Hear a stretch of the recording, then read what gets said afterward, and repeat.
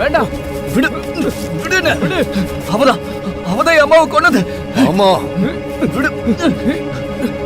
அவதான் இல்ல, அவளுக்குள்ள இருக்கிற சக்தி.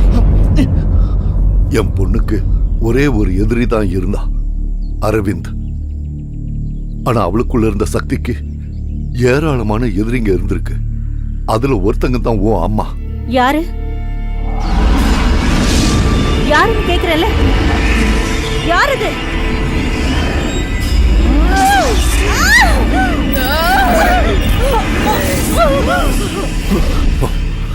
அது மட்டும் இல்ல, உங்களுக்கு தெரியாம இன்னொரு மரணமும் நடந்திருக்கு. சக்கரவாணி.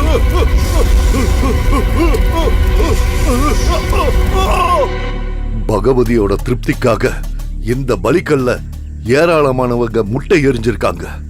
அவ எண்ணி எண்ணி கணக்கு கேப்பா. என் மகளோட சக்தி இந்த ஊரும் ஊர்க்காரங்களையும் அவ்வளவு என் மேல கைய வச்ச உங்களையும் அடியோட அழிக்க என் பொண்ணோட சக்தியால முடியும். ஆனா இப்போ என் பொண்ணு என்கிட்ட கெஞ்சி கேட்கறது ஒரு பொண்ணு ஆகணும்னு தான். என்னால முடியும். என் பொண்ணுக்குள்ள இருக்கிற சக்தியை கட்டுப்படுத்த என்னால முடியும். நீ கூட இருந்தா.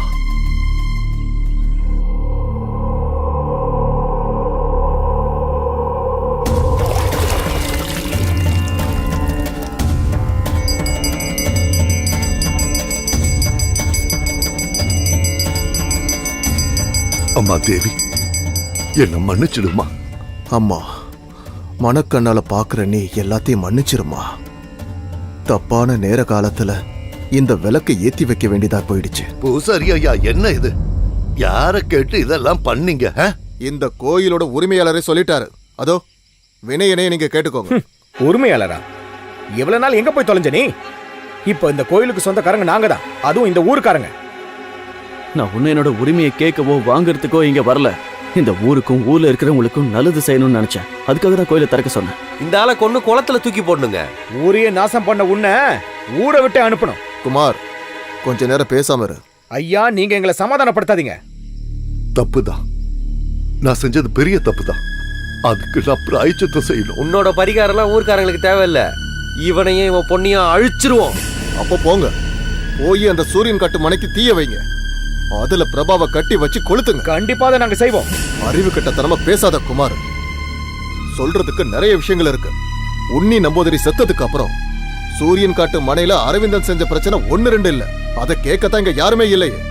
வேற வழி இல்லைன்னு தெரிஞ்சதுக்கு அப்புறம் தந்திர மந்திரங்களை கத்துக்கிட்டு இவர் அதர்மத்தை கையில் எடுத்தார். இப்ப பாருங்க, எல்லாத்தையும் உங்க முன்னாடி ஒத்துக்கிட்டாரு. இந்த ஊரை நாசம் பண்றதுக்கு தயாரா இருக்கிற அந்த பேய ஓட்ட இவரு இப்ப தயாராயிட்டாரு. பேய் அது பிசாசாவது. எல்லாம் செஞ்சதுக்கு அப்புறம் பேயை குத்த சொல்றீங்களா? இந்த நூற்றாண்டுல பேய் அது பிசாசாவது. முட்டாள்தனமா பேசிட்டு இருக்காத.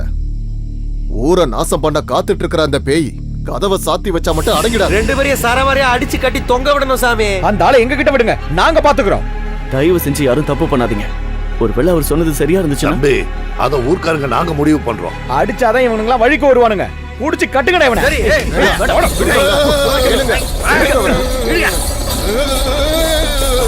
பகவதி, எல்லாரும் அமைதியா இருங்க. அம்மனே வந்துட்டாங்க. இனிமே எல்லா விஷயத்தையும் பகவதி அவனே பாத்துப்பாங்க.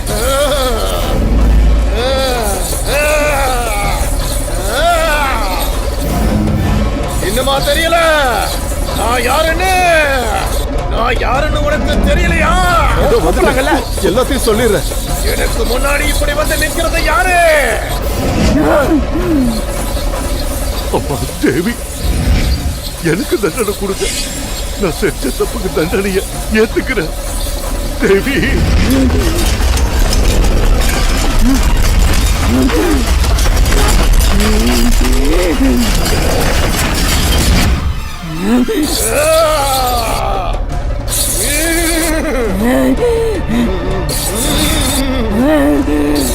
பிள்ளைய தொடாத சொல்லிட்டேன்.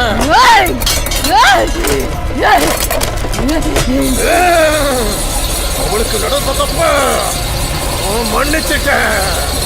இனி யாருக்கு பிரச்சனை? நீ அதுக்கான பதில சொல்லு. அதுக்கான ஏற்பாட்டை பண்ணுங்க. எதிர்பேச்சு பேசக்கூடாது. நீ பண்ணு, நான் கூடவே இருப்பேன். என்ன கட்டி போடுறா பார்க்கலாம். முடிஞ்சதெல்லாம் கட்டி போட வாடா. வெட்ட பையலே, அது நடக்காதுடா.